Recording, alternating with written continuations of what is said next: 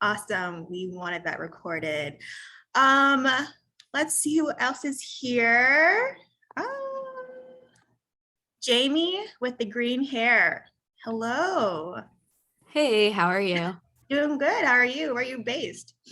Pretty good. I'm based in Long Island. It's about an hour from New York City. Currently, I am doing an A&R internship, and I also have an acting degree. So I'm super excited about this live show panel today. Oh, I love actors. I love watching TV too. So hope to see you there. Oh, who would you want to see live in concert? Oh, I think she's frozen. But we're gonna go on to Lexi Matuson. Tell me about Matheson, but it was a good attempt. Okay. Yeah, hey, I'm Lexi. I'm a concert photographer and videographer. I'm about to graduate from Drexel University in Philadelphia. Awesome. Yeah, really excited. Congratulations. And I second the Paramore shout out. And I'm also gonna say I would love to see Florence and the Machine live. Their album that just dropped. Yeah. Like insane, absolute, like perfect from start to finish. Love it. Awesome. We love the diversity in our musical taste right now. I'm going to call on our host today, actually. What about you, Emily? Who would you want to see live? I definitely want to see Doja live. I need to experience her performance live. She's incredible. I second that. And Kalia, what about you? Not only do I second every single one of you guys have said, I want to add BTS. I'm going to add BTS in the mix. I love BTS. Okay. What about you? Oh, Soleil Rodriguez? Yeah. Wait, you're muted. If you can't, you're muted. She's talking, or they're talking, and I can't. Okay, there you go. Oh yeah, I forgot. Sorry. The audio. Yeah, I'm Soleil. It means sun in French. That's my artist name. But yeah, so I'm an artist and content creator. And yeah, I just want to know more about, like all the touring and stuff. But an artist that I would like to see would be Adele. I love Adele. I just love her storytelling. And she's a great performer. So yeah. Adele has sick vocals, so strong. Yes. She controls a room. Oh my gosh. That part.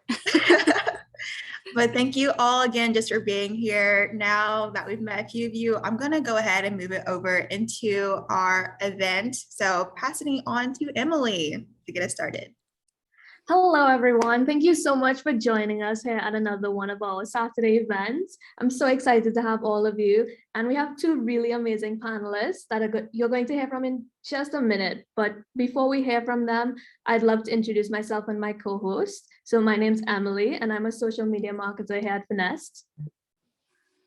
Hi, my name's Kalia, and I'm an events coordinator and music journalist here at Finesse Media. We are super excited that you guys came here today to talk with us about live events and touring. So make sure you have a pen and paper right next to you because these tips, these advice is going to be noteworthy. I'm telling you that now. So yeah, I guess we'll now discuss what's going to be happening for today's events. Yep. So today, for this event, we want all of you to learn something new, whether it's about live events, or if you want to gain a new passion for live events, or just make some connections or some friends here at Finesse. So that's what we're going to do here today. And Kalia, can you tell us how we're going to do that? So we're going to be starting off today with today's speaker. Then around the 45-minute mark, about 12:45, we'll have an audience Q&A. And then right after that, you guys will have the opportunity to talk with these amazing people in breakout rooms. So get ready for that. Yes, right. So now let's introduce our two panelists. So first we have Candace Newman. Candace is the founder and CEO of Live Out Live, which is a nonprofit dedicated to encouraging marginalized youth and teen adults to pursue careers in live entertainment. She previously spent 10 years working at Live Nation, as a tour executive, where she booked, produced, and promoted major artists like Rihanna, David Blaine, and the Backstreet Boys. And like she said, Paramore. So everyone, please welcome Candace. Hi, Candace. Hi, everyone. Thank you so much for that amazing introduction. And thank you so much for having me. I'm excited to share more. So whenever it's time, I'm ready to rock and roll. And we're excited to have you here. Thank you so much. So our next panelist is Anjel Lopez. Anjel has over 6 years of touring experience and almost 10 years in live events. And she currently works as a production and VIP coordinator and a tour manager. She has experience working at tours both in the US and in South America. And she's helped to create VIP experiences for fans of the likes of BTS, Lana Del Rey, Meghan Trainor, Luis Miguel, and so much more. Hi, Anjel. Thank you for joining us. Hi, everyone. Thanks for having me. Same as Candace, I'm excited to be here and share what knowledge I have. Thank you so much. Oh my gosh, I have chills just from hearing those like artist names. Like, I don't think you guys understand. Like, I'm fangirling right now. But now that we've heard a little bit about our speakers, let's go ahead and get into the discussion. I'll start off with Candace, and then you can answer afterwards. Anjel, can you briefly tell us about a moment you knew you wanted to be in the music industry? I think that I've always wanted to be in the music industry. I can't imagine a time that I never wanted to. I can't imagine a time that music didn't motivate and drive all directions of my life. I say that it was a coping mechanism for me because of how I was raised. I was raised very displaced, and music was just the most consistent thing for me. It was a healing factor and a coping mechanism, like I said, for me. So I've always wanted to keep it near me. I knew that every aspect of my life I wanted to pursue it. And so, you know, plainly, of course, as I was navigating college and deciding on what direction I wanted to go into a career, it was going to be music motivated and driven to some respect. So I studied music in school. I went to a university here in California. I'm from Los Angeles. And I was just really adamant on making sure that whatever I did was involving a course in music. So I dived into the music industry, educational aspects of it. And then I also, while I was working, I was living on campus. I was also working on campus in the event space. So I was an event manager on campus for the entire time that I was at school studying music. And so it really piqued my interest in the event space as well. So it allowed me to really see a vision of my career in the music and event space combined. And so that's kind of how it all got triggered. Got it. Thank you. Yeah, Anjel. Yeah, so similar to Candace, I too kind of always knew this is what the space I wanted to end up in. Like I said, I was a big Paramore fan, so I went to a lot of Warped Tours, a lot of like pop punk shows and stuff, and made community and friends in those spaces, and I really enjoyed that. But I also started to realize there were people running around on stage and working with these bands that I loved, and I was curious how to get involved in that. So I started Googling, as you do, and figured out that tour management was a job, and kind of from there started figuring out how to make that happen. I grew up in a really tiny town in Arkansas that didn't really have a music scene. So I knew step one was getting out of that space. It didn't really have a lot of resources for me. So I applied to college in Chicago. I went to an art school that had a music business type program. And from there, similar to Candace as well, I got involved on campus. I was the president of our student programming, and just learned how to book shows and, you know, curate events on a really base level in a learning environment that was really helpful. And then from there, I started interning in Chicago, started making relationships and networking, and now I'm here. Oh, that's super exciting. Yeah, you guys have like such great journeys. Hopefully something I could mimic with my professional journey. So you both have worked with such great artists. Candace, you said you worked with Rihanna, Paramore, Backstreet Boys. Anjel, you worked with BTS. You just hopped off a tour with Jasmine Sullivan, right? Right. I did. So that's so cool. That's so exciting. Grammy winning Jasmine Sullivan. Love her. So I'd love to hear about some of the tours or events that you worked on that you've really loved working with, or just any event that you think is your favorite. Anyone could start us off. I'll start. So for me, Backstreet Boys was just kind of a dream come true. I grew up in that era, in the the boy band era. And so I really loved Backstreet Boys and NSYNC and that whole time frame. So having the opportunity to work on a Backstreet Boys tour, especially as an adult, and really ideating it from the perspective of I was always the fan, and now I am still the fan, and the women and the people who are going to engage this tour are going to be fan. And so really leaning into how the fan engagement looked and what that perspective looked like was really great and fun for me, because I really was able to lean into my own perspective and dive into what I would like as a fan. So in booking it, I really had a chance to do that. Also, when I booked them, it was 2018 and 2019. So they hadn't been as relevant, but they still had some form of relevancy. So bringing them back and allowing them to do a couple of global tours was really incredible. You know, they had gone on their own individual journeys. So there were some challenges behind the scenes, but I thrive on those type of challenges. So just the behind the scenes inner working to bringing them to the public forward-facing and reviving their touring life and journey. It was just really exciting from through and through. So I think Backstreet Boys, and then we had a really successful, lucrative two tour legs in 2018 and 2019. So it was just really great to be able to, again, revive that touring perspective for them and allow them to really maximize the opportunity. And still, as of today, having opportunities. There were some talks about residencies and whatnot. So it's not easy for older acts or legacy acts to have an ongoing long-term touring career. So being involved in that and helping revive that is just really exciting to see, and to see their journey continue on even thereafter you. So Backstreet Boys is definitely one for me because of the nostalgia and because it was something that I grew up on and then I had an opportunity to eventually work with.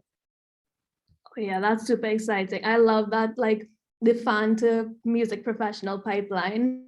So good, so good. What about you, Angel? I think for me, a lot of it over the years has become more about the people I work with than the artists themselves. You know, there's certain tours where I have minimal interaction with the artist, so that doesn't necessarily change it for me. It's about the people that are around and running the tour and that are managing and making sure that the experience is good for everyone involved. I've had a lot of like really solid family experiences on tour. I see one of my friends in the crowd, Chris Musgrave. He's one of the people that has really like impacted me and some of the things that I've learned on tour and helped me like navigate that family vibe. So shout out to Chris. We toured on Kids Bop together, and while that tour has its craziness and things like that, and it's a kids tour and it's not sexy, there still is a family vibe to it. And I think that is something that I've really appreciated, and those people have become my family over time. And to speak to the legacy element and something just with a cool artist that I got to tour with in the Latin space last year, I got to do Los Bukis, which if you know and are familiar with them, they are essentially like the Beatles of Mexico, I would say. So getting to be a part of their 25-year comeback and their first tour after 25 years and after COVID was really exciting. And it was a cool way to get back into touring after all of that time off during the pandemic. And just to see all of these fans and all these families coming and bringing their parents, kind of dropping them off like they are the kids, like have fun, have a good time. That was a really fun experience. And just seeing stadiums full of people again was also just incredible. Wow, like, oh my gosh, you guys, are you guys listening? This is insane. I really love the fan to music industry professional pipeline. Try and do the same. And I know that you guys mentioned about like things like that with like mistakes and things with your previous statements. So before I ask the next question, I just want to say, y'all, there is a contact sheet going around. Please fill that out. It is one of the best ways for you to be able to network in the space, as well as turning on your cameras and engaging. So yeah. So back to my question, I was going to say, what are some of the biggest mistakes you've made or have seen in the touring industry? And how did you grow for them or avoid them? I can start with Anjel. Cool.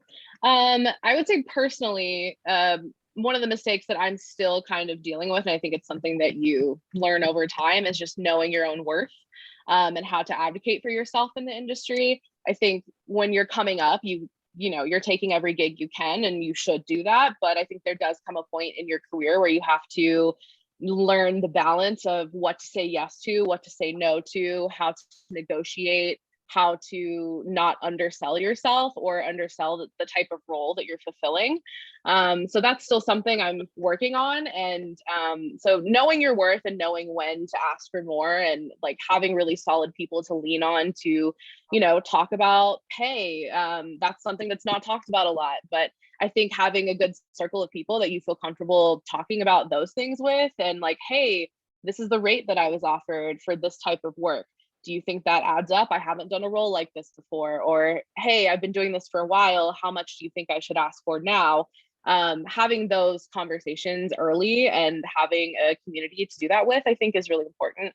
But in the grand scheme of things, I think safety is one of the most important things in this industry.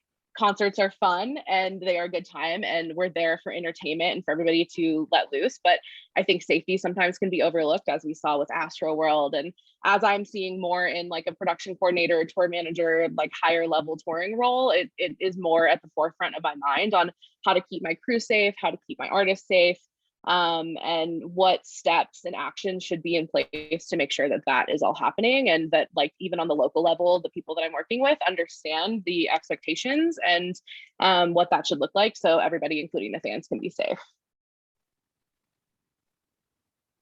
I love that Anjel started with her worth, and so I'm gonna carry that through with understanding your value, right? And what you can contribute to every space that you're involved in, whether you're out on the road or whether you're working in the office. Like, what are you really great at? What can you really contribute to certain projects and certain tours and opportunities, and really leaning into that, really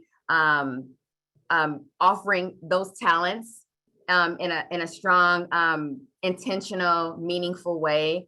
You know, we are obviously talented in so many things, but if you're really organized, or if you're really good at a certain skill set, really leaning into that and offering that to the max, so that you really can show the true value that you have to offer to any space. I think that that's truly important when it comes to your worth and understanding your value and really knowing how you can contribute to something, so that you're not confused about what you can provide.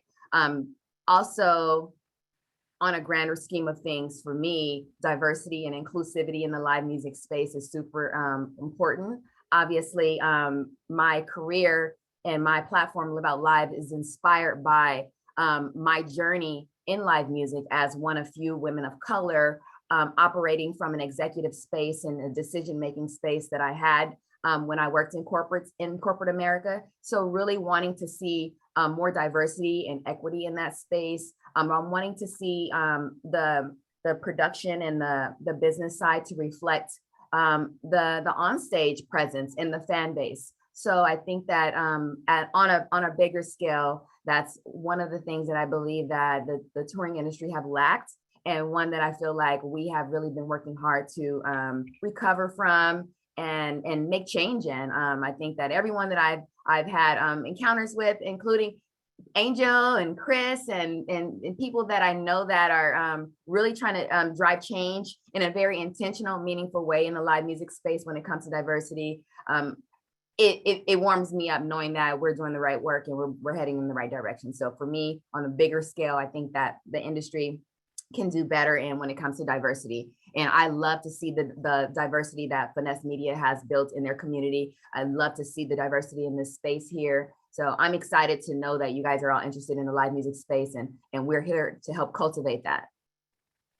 Agreed. Yes, no, that was incredible. Thank you so much. And I agree, yes, of course, finding that diversity in the live space, live event space is so important. And, you know, I have to thank both of you, two women of color, for joining us today and helping us to, like, you know, push towards accomplishing that. So my next question is a bit about the live event space post-COVID. So obviously live music was on pause for 2 years. Now it's back, and we have full concerts, we have full festivals and everything. So what are some changes that you've noticed in the live event space since coming back after COVID that have been like maybe difficult to navigate, or just any change that you've noticed? I think on my end, I've just noticed there's more room to grow into the live touring space now. I think a lot of the people that were touring prior to COVID had to go into different career paths, wanted to go into different career paths, and there is more work to be had right now than I've ever seen ever. So I think if you're wanting to get into the music space, this is the time to do it. Whether that's on the local level, the touring level, whatever that may be or look like for you. There is a lot of space in the industry right now for younger people to come in and learn and move up. I also think just logistics have been different and harder, like planning tours, booking tour buses is harder. There's less drivers, there's less buses. Everyone's trying to tour this year. And so that makes that element harder to book. And then in terms of just like the COVID piece, obviously there's just an additional level of safety depending on what tour you're on. Everyone's perspectives are different on COVID and how tours want to handle COVID vary. So, dealing with CDC changes and the perspective of the artist and management and how strict or not strict they want to handle COVID is something that's different. And I have to learn every time I jump on a new tour these days is what is the protocol, what is expected, etc. But I think overall, the biggest thing is now is the time to get into the industry. If you're looking to do it, there's lots of space for you. I agree. Anjel said it all, but if I could add any more to that, I would say there's definitely space. There's definitely opportunity.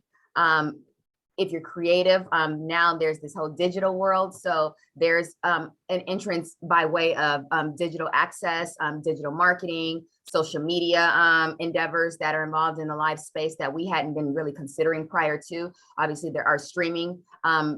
Some venues are now uniformed with streaming platforms. So there are lots of other ancillary opportunities in touring that are available here. I agree with Anjel on the logistical stuff and the business aspect. There's a lot of traffic because people are excited to get back on tour, but there's a lot.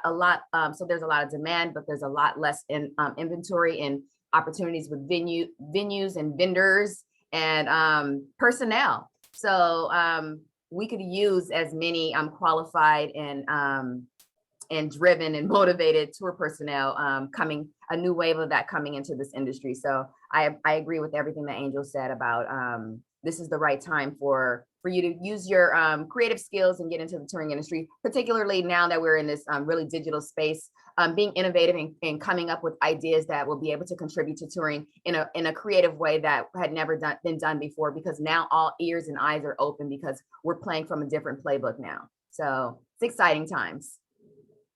Yes, I definitely agree. I think that, especially for independent artists, getting your way in the touring industry as much as possible, whether that be starting off small and being, ushers and then working your way up. I think that that's an amazing opportunity, especially because it lets you see, behind the scenes and how to launch a tour. So back to smaller artists, like I was saying, at Finesse Media, we have a lot of smaller artists in our community who I'm sure are super eager, to perform now with live events all that are back and better than ever. So do you have any advice for indie artists who want to get started on touring or maybe planning live events on a budget? Yeah. Candace.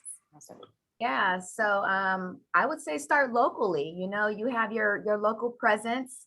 I would say it's important that you create your network in your community and your fan base locally. You work with local venues. You tap into those venues to find out if there are any artists and brands that align that are going to come to those venues and that maybe you fit into the set in some way and you're able to kind of finesse your way into that. I would say collaborate with your peers across the industry by making music, by making opportunities together, whether you have peers in brand and sponsorship places or you have peers in touring and or peers in other aspects.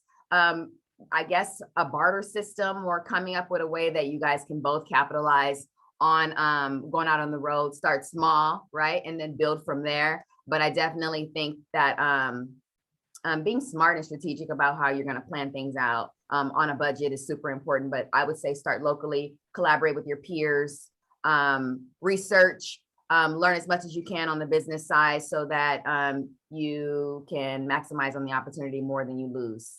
But there may be some losses, but there's always opportunity to turn losses around, right? And to learn from them and to learn how to do a better opportunity or better job next time. So I would just say, just take the chance, start locally, start with your peers, start small and build from there. Yeah, I think Candace said everything I would have probably said. I think locally is really the key. Learn how to do it locally, get involved with your local venues, learn who the booking agents are, understand how booking works, how local promo works. I mean, if you're an artist specifically, it's always good if you are, you know, a smaller artist, get a job at a venue and understand how the stage works and backline and, you know, all of that. That is your, like, you know, local workspace essentially. And, you know, for me as not an artist, but as a more business focused person in the industry, getting started in college and getting involved on campus was really important for me. Because like I said earlier, that's where I got to learn how to do all of this with guidance from my professors that have also been doing this for a long time. I got to make mistakes and it not be super high risk. And you know, there were learning experiences to come out of that that were more valuable to me than anything I could have probably ever done. So I know a lot of you guys that are in here are in college, and I would say just get involved in campus and any kind of like programming that you guys have. That'll teach you a lot. And whether it's, you know, throwing shows on campus or like, you know, we did clothing swaps, we did fashion shows, we did, you know, community service type events. Getting a broad scope of different types of events will only help you further. Okay, yeah, that was really great advice. Thank you so much. So just to like kind of recap what was just said there. So to any smaller artists in the audience, if you want to start planning an event, start locally, collaborate with your peers and research, you know, and build from there. And yeah, just work on your level and just build upwards, and that should help you out. So just to continue along this conversation about planning an event and whatnot, are there any specific skills that you think is really important to have while working on the road, while touring? Like, is there anything in particular you think you should, like, you know, just any skill you think you should have if you want to tour? Candace, would you like to start us off? Okay, on a basic level, understanding how to be a good person and connecting with people and getting along with people, because when you're out on the road, you're going to engage with many people from different walks of life and from many perspectives, and just understanding how to navigate around that. That's just on a basic level, right? We always hear about this industry being about your network and your community and the relationships you have.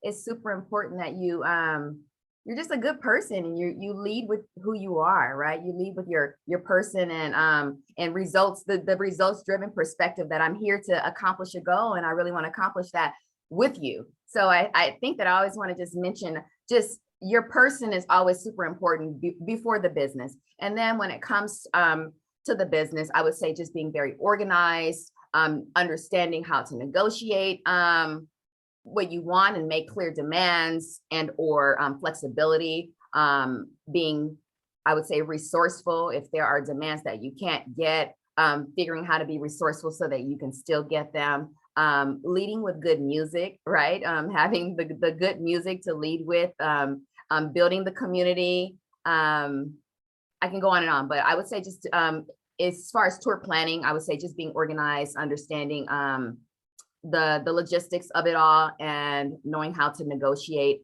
and make the proper connections with the right people.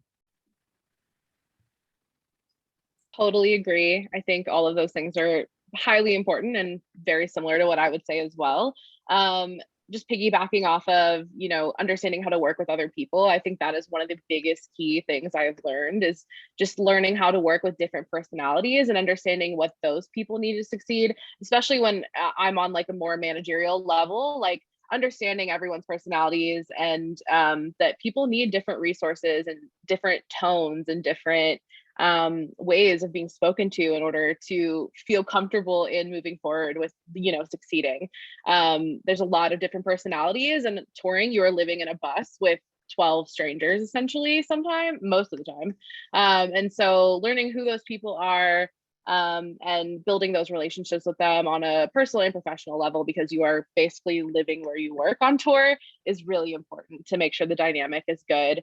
A lot of the times I've hired people based off of, you know, their energy and their personality fit more than their skill sets. Obviously, I want people to have good skill sets, but sometimes a lot of it just has to do with the vibe and the personality more than, XYZ on their resume. And anybody can submit a resume to you and you can read it and be like, oh, this looks great, but how they're going to interact in the dynamic of the tour is always different. So having an understanding of that is really important.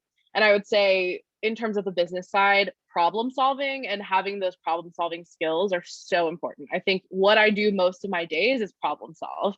People bring me things that might be issues or might turn into issues or are issues, and it's my job to try to solve those and figure out the best and most efficient way for my artist and for my crew and for the fans how to solve that. So honing in on thinking fast on your feet, and having a good logistical understanding of the industry is really helpful with that. A couple of other things that I would like to add, a couple of words that kind of popped up in my mind was just being proactive and taking initiative. Like, if you know that something needs to get done, don't say it's not your job to get it done, right? If you have the opportunity and the flexibility in your schedule to get it done, why not offer yourself? Because again, what Anjel mentioned, that's going to stand out. She's going to notice that you did that, and she's going to want to bring you back for another opportunity over and over again, right? So also being flexible, and I just would say hard work and tenacity is necessary in this industry, right? I've never been out on the road personally, but I know what it takes just to kind of navigate around the personnel of this industry, just the tenacity that is needed and the hard work that is required to thrive in this industry is definitely a requirement. Wow, you guys definitely went ahead of me with all this like valuable advice, have good energy, be proactive, learn about the industry from the music business side. Oh my gosh, there was just so much being thrown. I'm trying to think. It was definitely one other one, but there was so much advice. I truly am thankful for everything that you have said so far, which leads me into our last and final question. What advice would you give to your younger self when you first began in the music industry, or maybe general advice to anyone starting off in the live event music space? I'll go. So I think on a personal level, and this kind of piggybacks off of what I said earlier in terms of like knowing your worth, is learning how to say no sooner. I've taken a lot of gigs and done a lot of things in my time in the industry, and there are points where I probably should have said no, whether it was, working with people that I had heard maybe not great things about, but it seemed like a good opportunity, or, I've been asked to do 3 different jobs for the rate of 1, and I've done it. So I think, again, just knowing your worth and knowing when to say no, or just workload and work-life balance. I think whenever you get into the touring space and like you have that network and jobs start getting offered to you all the time, you are inclined to say yes to every single thing. And you don't have to do that. You don't have to kill yourself. You don't have to get to the point of burnout. I've been there multiple times in my short 6 years of touring already. And I think the pandemic has only taught me better balance. And, I try to pre-schedule time off for myself. And so if I get offered something and it butts into the pre-scheduled time off, I've been like, no, I'm taking this time off for myself to recover mentally. I have to learn how to say no to those things, even though the money looks enticing. And, as an independent contractor and a freelancer in the touring world, understanding where your money is coming from is important. But I think trying to be smart and make smart decisions around that are important. And otherwise, I would say in a general sense, find mentors. Mentors have been the key to my success in this industry. I have so many people that have, taken me under their wing and taught me things and given me that space to ask questions and not feel stupid and, give me opportunities. And I think mentorship is really important in this industry. So find those people and stick with them and, thank them later for what they've done for you. Good stuff, Anjel. I would say for me personally, what I would tell my younger self is just to really believe in myself and believe that I deserve to, have this career and deserve to be in this space.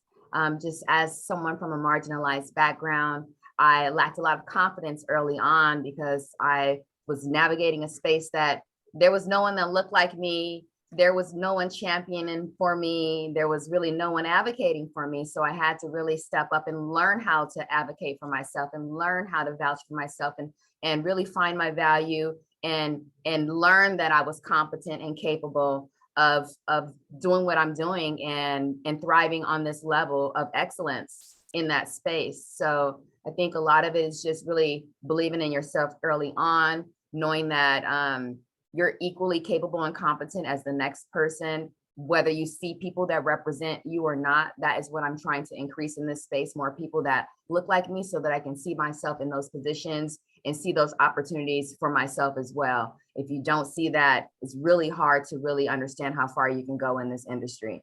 So I'm doing my best to champion and move that needle forward. I would love to piggyback off of Angel's notes about a mentorship.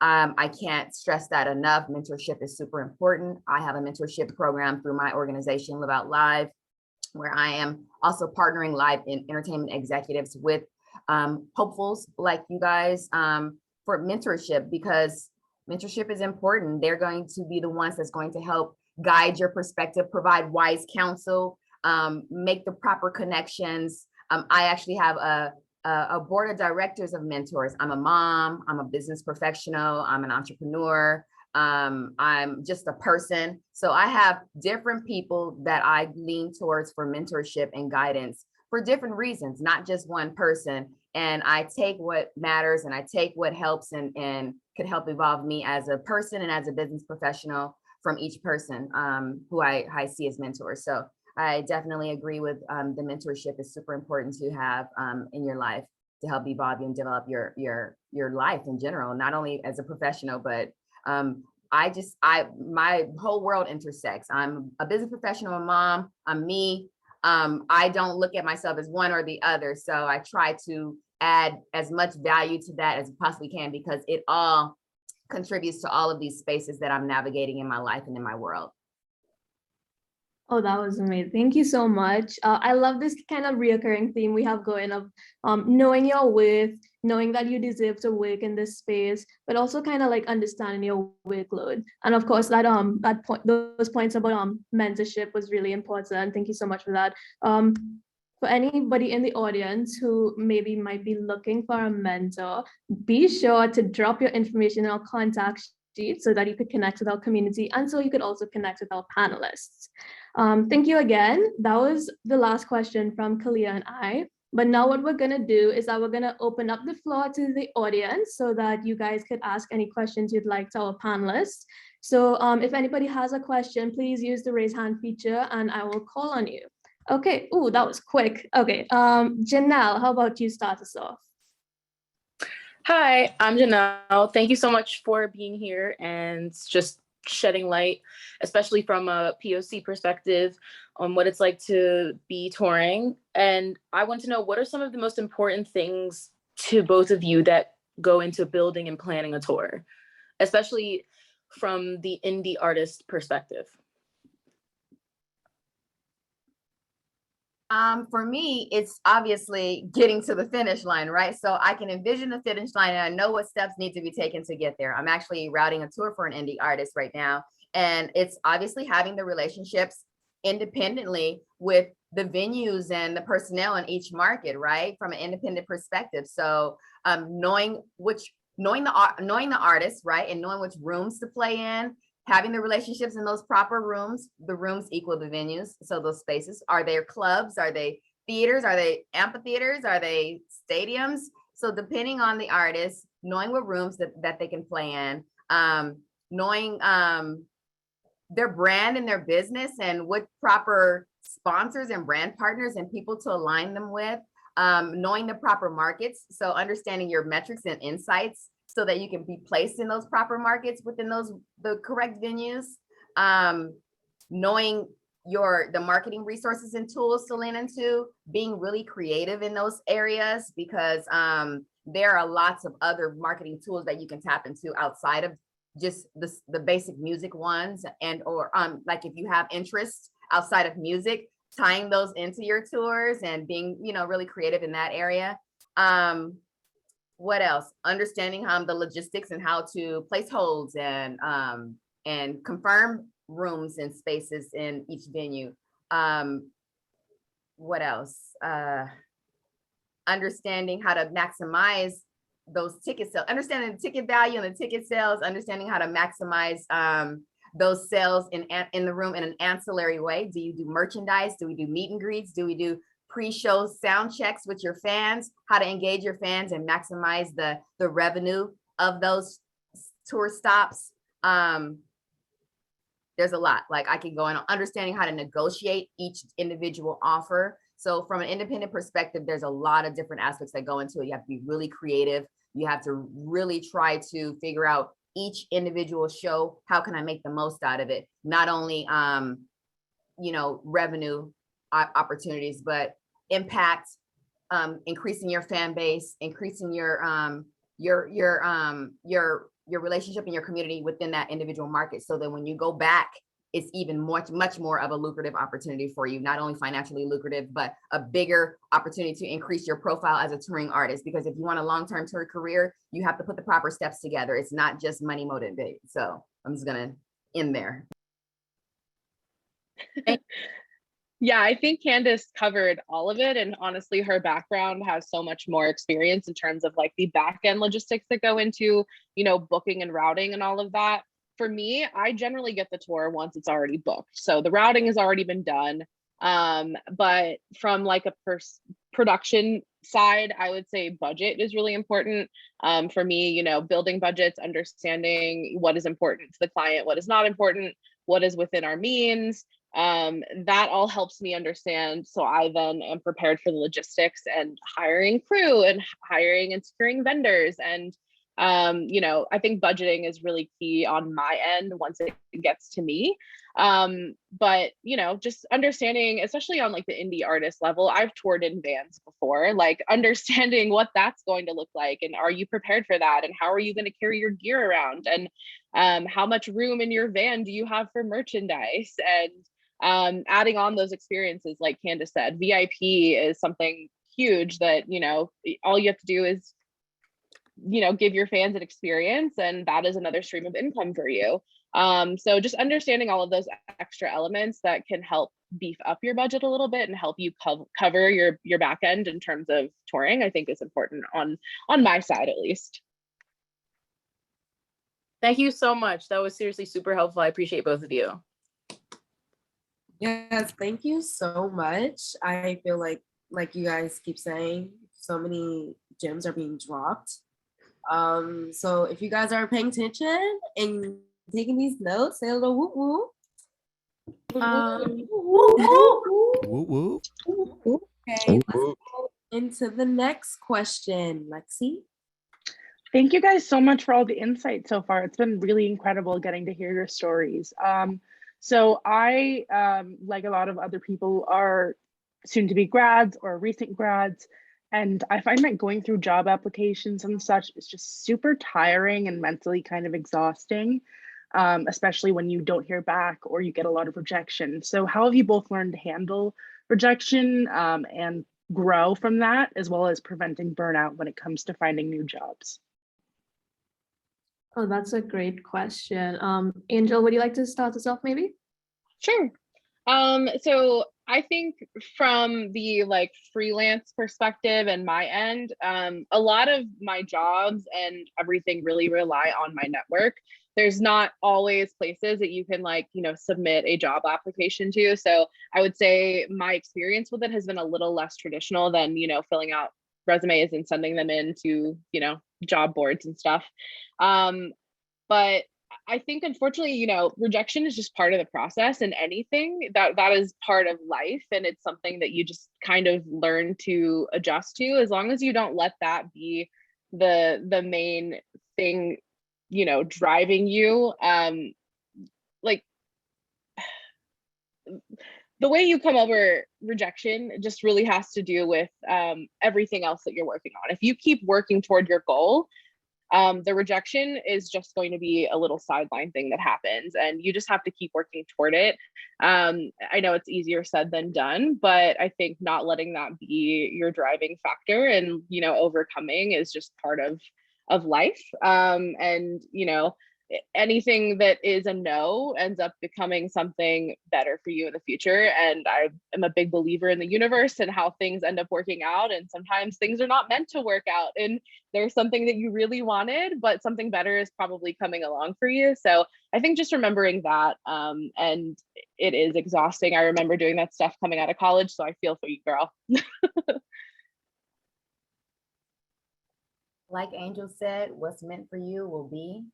It's truly a factor in life, honestly. I've been in the industry for a very long time, and I've lived a life for a while. And I do know, and I do believe that all of the things that passed me by and that weren't meant for me was really in my best interest. And sometimes I tried to force things, and it just didn't really work out the way that it was meant to be. So I definitely think that, like she said, unfortunately, rejection is a part of life. But if you have multiple things going on and multiple aspirations, and you're not just one dimensional, you'll be putting your name in different hats for different opportunities, and something will shake out because that one thing will be meant for you.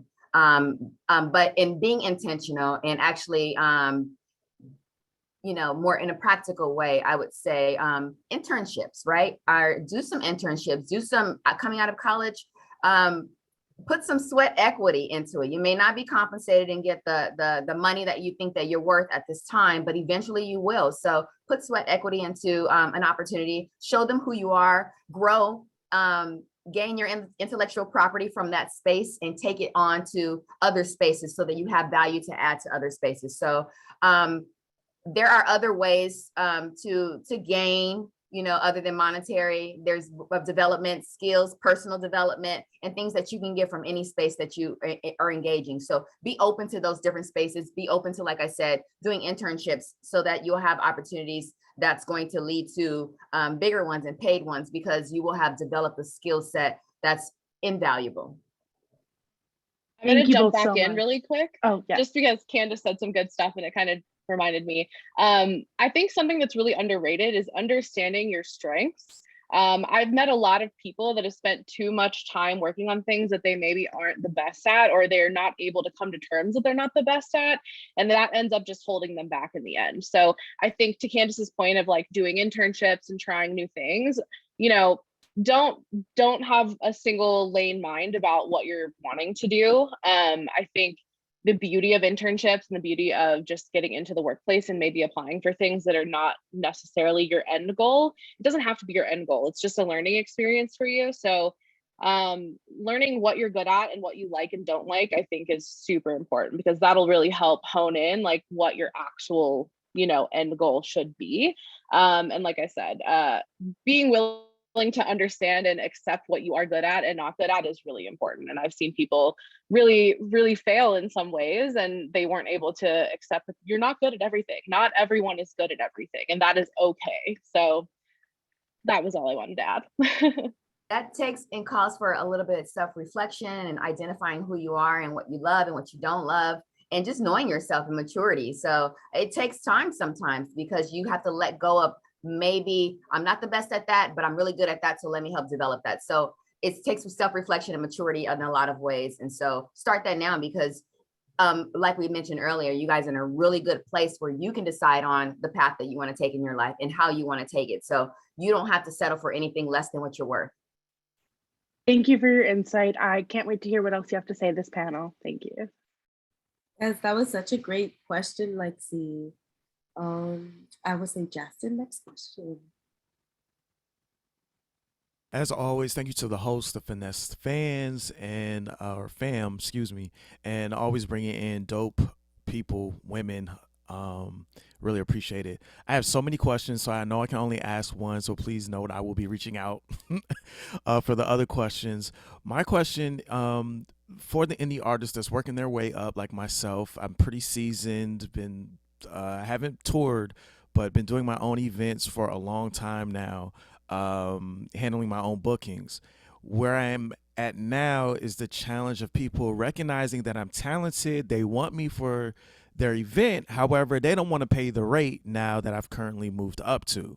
And so like most of us, I started out free doing, as much as I can locally, reaching out to different venues, businesses, brands. I pretty much have done it all. And so I feel like, you got to work your way up to a said rate. But now I'm getting, oh, we think you're talented, but we don't want to pay. And then, of course, there's this, everything is laid out. So you see what my rate is. So why isn't it that you're coming to me with, hey, I can't pay your rate, but I would really love to have you. So I'm challenged with really trying to navigate what to do. Do I just hold my stance? Do I negotiate down if it seems a right situation for the gig, or what? So I would love some insight if you have any for that.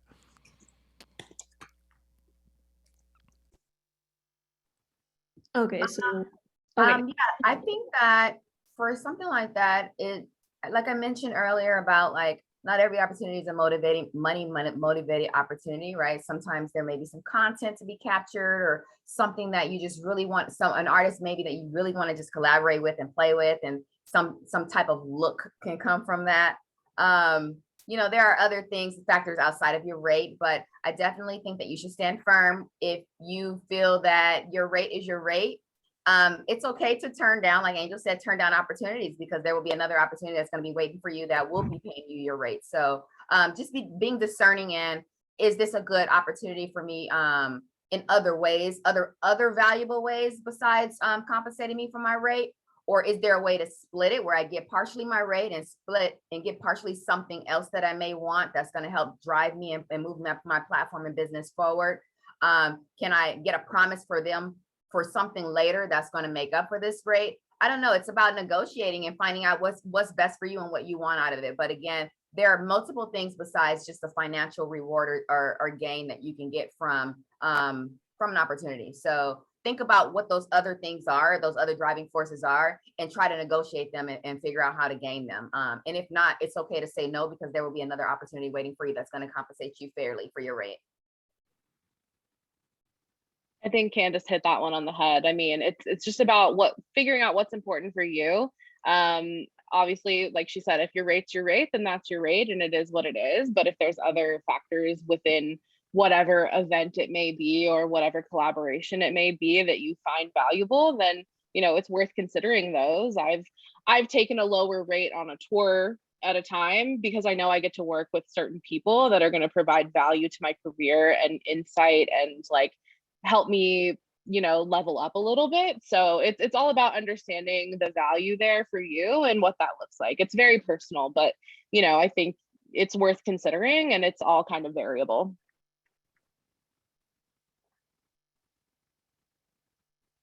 okay. Oh, thank you, ladies. Nice, thank you, Justin. Oh my goodness, Candace and Angel, I need y'all to be my hype woman. Like y'all doing, like y'all are hyping everybody up, telling everybody to know their worth. We love that. We love that. Okay, so we're gonna take one more question, and then afterwards we'll break out into the 2 breakout rooms, and then you guys could join in and ask your further questions to the panelists if that's okay with everyone. So we'll go next with TK.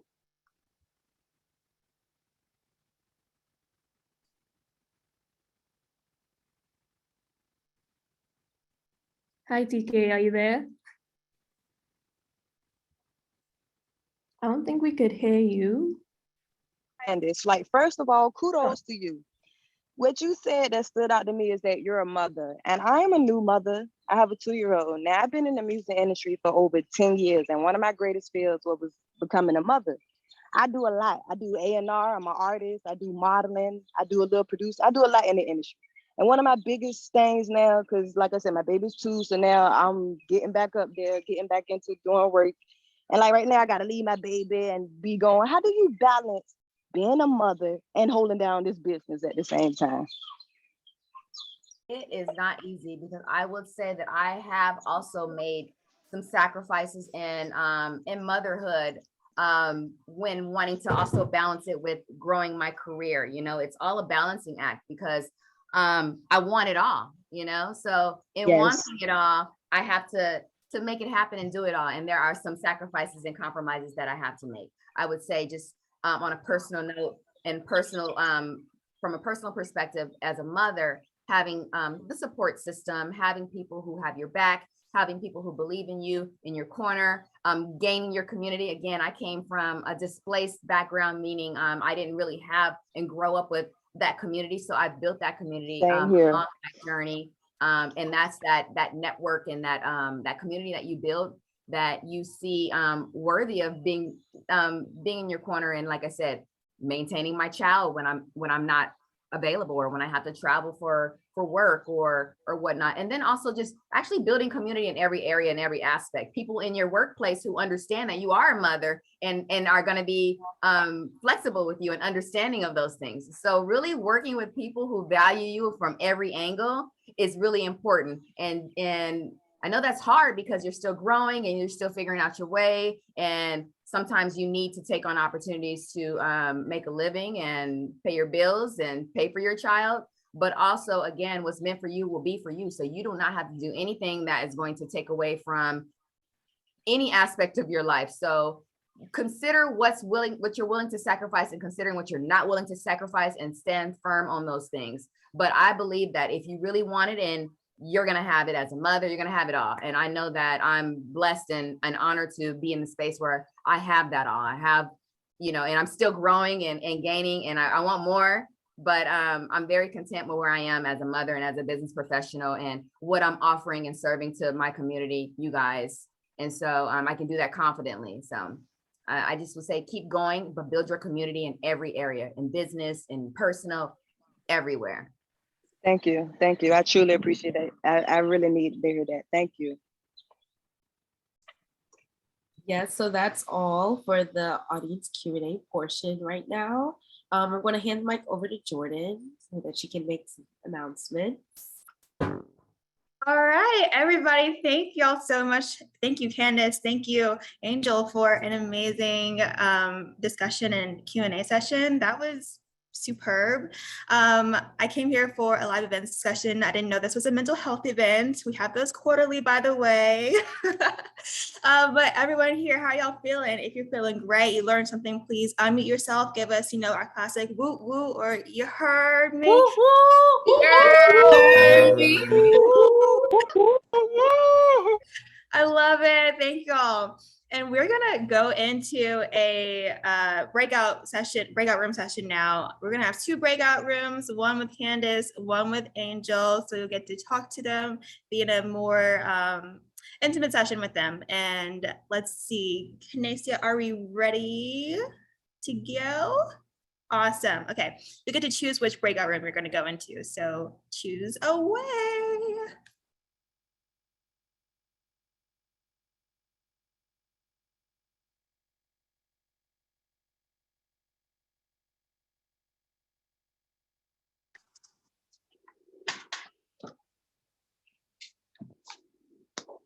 Hello? Hello, we're about to go in our breakout session, so you should be able to join one of the rooms. I didn't see a choice. Nothing came up. If you click on the 3 dots at the bottom, do you see breakout rooms? No. Or I can assign you to a room. Oh, great. Thanks. Either one. Okay, I will assign you to chat with Who am I you. speaking with? Is this Kit Kat? This is Candace. Oh, hi. I'm an events coordinator here. Oh, hello. I'm Kingston. Nice to meet you. Let me see. Likewise. Let me assign you to a room.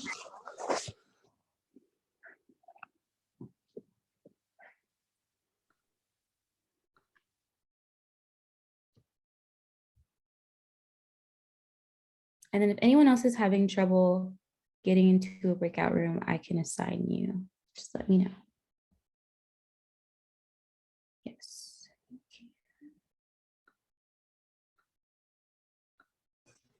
Would you be able to assign me? I'm like a grandpa with Zoom. I don't really know what to do.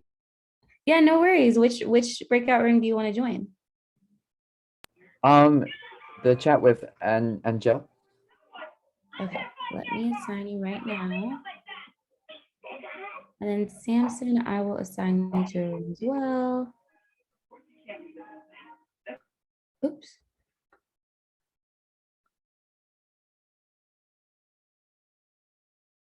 Okay.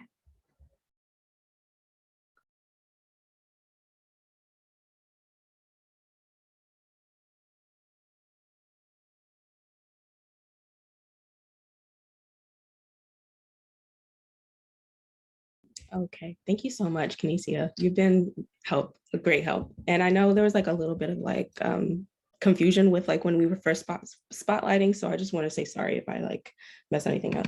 No. I knew you were supposed to do the spotlighting. So I tried to, yeah, I think I did it and then you undid it and then I did. Yeah, sorry. So much though. I really appreciate it. Of course. But I think everyone got assigned, so we can go to everyone if we want to. Okay, no problem. See you.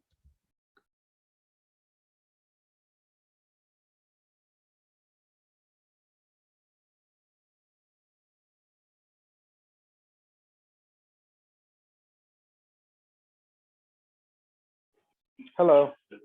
Hi, James. We actually just went into our breakout room session. So both of our panelists are in two separate rooms. I got disconnected by mistake. I was trying to get into Candace's, but I don't remember how to. I see. I don't know. It said 3 dots on the bottom, right? I don't see anything. Yeah, I'll assign you to Candace's room. So yeah, can you do that for me? Thank you. You should be there now.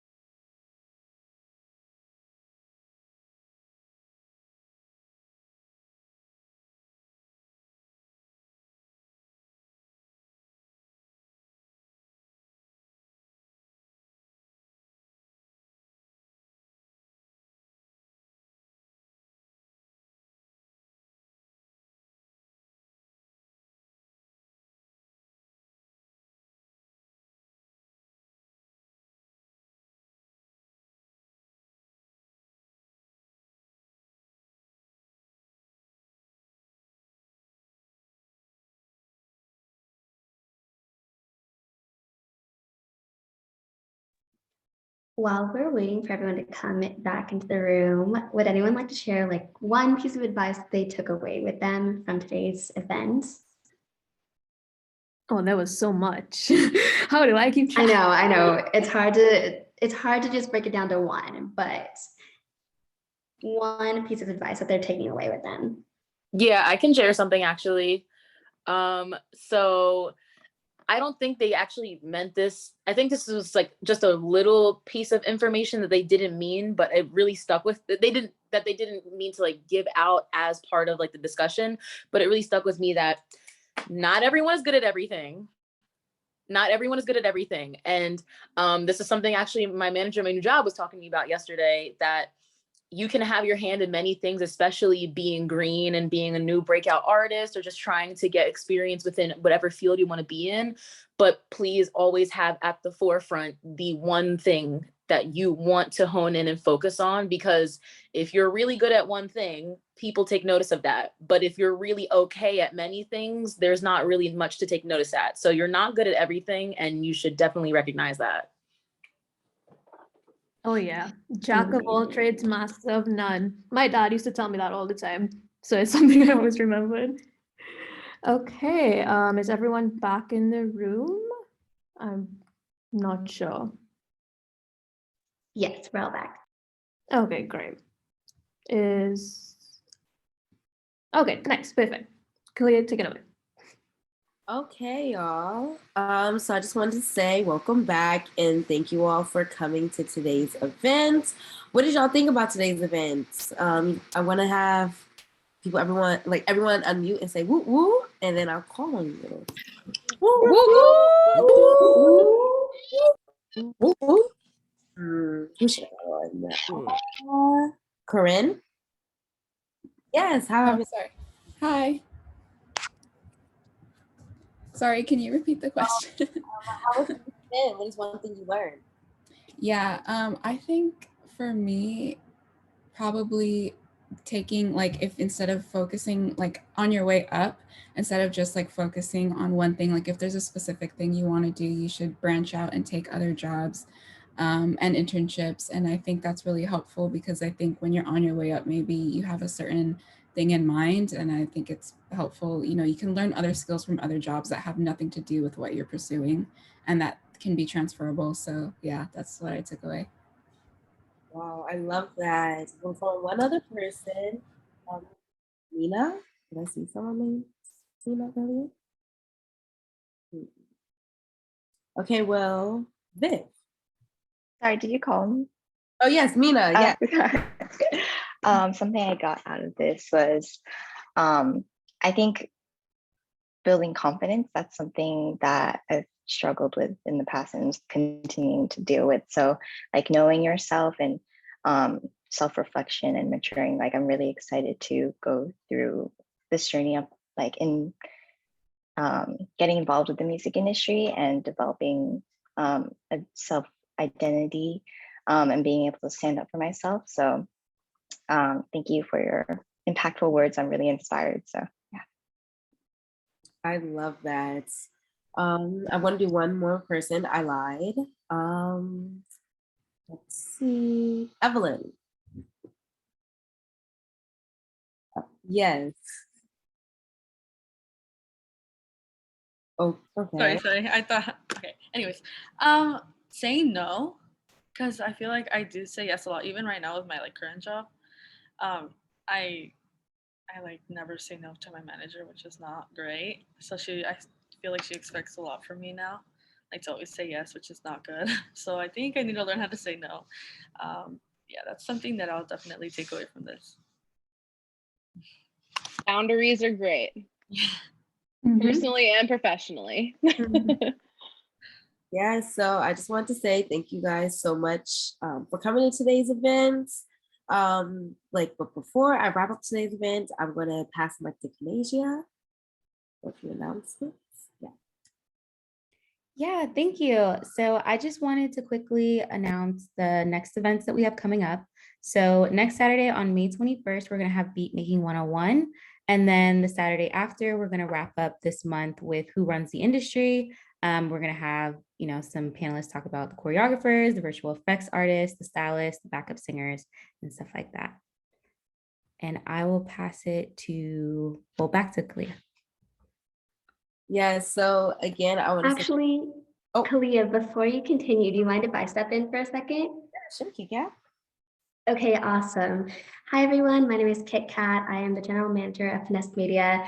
Thank you all so much for being here with us. You chose to spend your Saturdays learning more about touring with two amazing, incredible women who are also paving that path. So thank you for making that choice. Thank you to Anjel and Candace. Both of you are phenomenal and such great leaders in this space. And we're grateful to have folks like you creating this. And I know that we rooted for this entire event, but could we also give a woo woo to our hosts for this event, Emily and Kalia, please? Awesome. It was Kalia's first ever event hosting for Finesse Media, so a special shout out to her. Yay. And so with that, thank you all so much for being here again. One more thank you to Anjel and Candace especially. Please hop on next week. We love seeing everyone in the Finesse fam. So with that, have an incredible rest of your Saturdays, and we will see you all next week. Thanks, everyone. Thank you, guys. Thank you.